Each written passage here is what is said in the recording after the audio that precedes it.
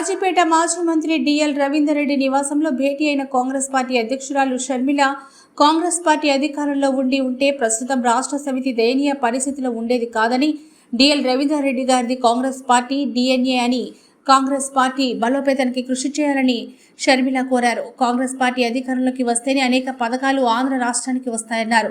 ప్రస్తుత అధికార పార్టీ బీజేపీకి బానిసైందని, పోలవరం ప్రత్యేక హోదా నేటికి బీజేపీ ఇవ్వలేదని, బీజేపీ పార్టీ ఆంధ్ర రాష్ట్రానికి అన్యాయం చేస్తున్నా బీజేపీకి మద్దతిస్తున్నారని, యువతకు ఉద్యోగాలు రావాలన్నా, రైతు రుణమాఫీ జరగాలన్నా కాంగ్రెస్ పార్టీ అధికారంలోకి రావాలని అన్నారు.